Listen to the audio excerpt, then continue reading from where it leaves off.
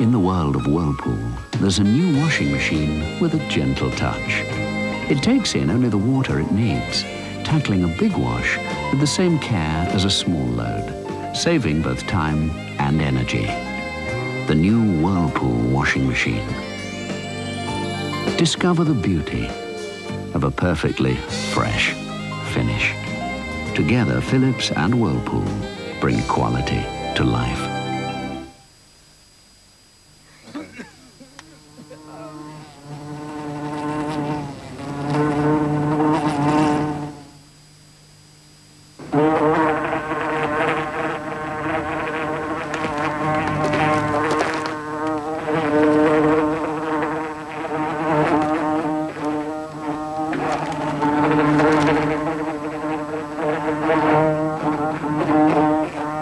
The Daily Star. It's a right riveting read. Here, Lamb Polly are offering up to £150 each of their summer holidays. Get away.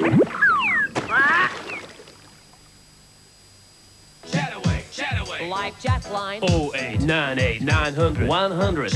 Chataway. 0898 900 100.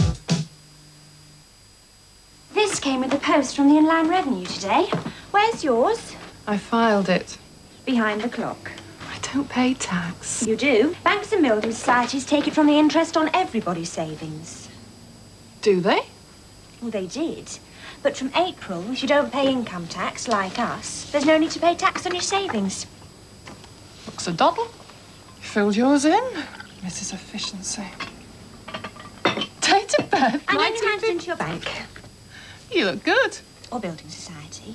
For your age. If you don't have to pay income tax, you won't need to pay tax on your savings. Please hand your form in soon.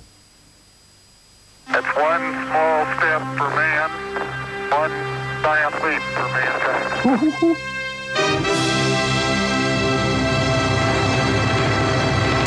I would have stayed there, you know. But there was just no atmosphere. Wow! Once you've got it on Scotch, you've got it. I'm going to the bar, Al. Cover me. Fraud Squad. Tonight's episode, The Bar of Fear. What can I get you? Screwdriver. Anything to drink? What's that? Just cider. This isn't just cider. Fraud Squad, hold it, sister. This is Red Rock. You see, it's less gassy with no strong aftertaste. It's a different kind of cider altogether. It's less gassy with no strong aftertaste. It's a different kind of cider. Booker, Al. Are you available on the 15th? Red Rock Cider. It's not red, and there's no rocks in it.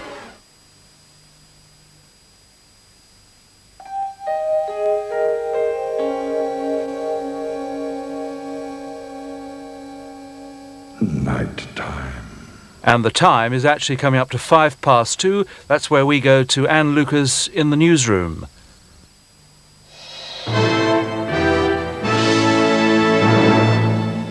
President Bush has offered one last attempt to the Iraqis to try to reach a peaceful settlement. The president has suggested that the US Secretary of State James Baker should meet the Iraqi Foreign Minister Tariq Aziz in Geneva early next week. The Americans are in no mood to make concessions, and they've stressed that this is Iraq's last chance to avert war. No negotiations, no compromises, no attempts at face-saving, and no rewards for aggression. Congressional leaders have been urging dialogue, but they fear that President Bush's hard line is designed to limit debate, and even to undermine the talks should they take place. Debate cannot be stifled or limited in any way. And in any event, as I indicated, I believe it would be unwise to attempt to limit debate in any way on a subject of this magnitude. Despite attempts at a compromise between the President and Congress, there could also be a constitutional crisis, with both sides claiming they have the right to declare war. In London, preparations for war continue. The Iraqi ambassador was summoned to the Foreign Office to be told that 8 of his staff must leave the country this morning. 67 other Iraqis must leave within a week. European ministers will meet in Luxembourg later today to coordinate their response. If Iraq's Foreign Minister Tariq Aziz does come to Geneva for talks with James Baker, it's likely he'll also meet a European delegation. Irish police are carrying out a post-mortem on the body of Patrick Sheehy, Scotland Yard's most wanted terrorist suspect. Sheehy apparently committed suicide, shooting himself with a pistol. His body was found outside the post office in Nino, County Tipperary. There's controversy about the circumstances of his death, and ballistics tests are being carried out overnight. He'd been hunted by police since an IRA bomb factory was found in South London 2 years ago, and he was suspected of several bombings and shootings since then. In Northern Ireland, there's to be a top-level inquiry into the case of 4 Ulster Defence Regiment soldiers convicted of the murder of a Catholic. The men have always protested their innocence. The inquiry follows new scientific tests of the sort being demonstrated here of RUC officers' interview notes. That's all for now. We'll have more news later.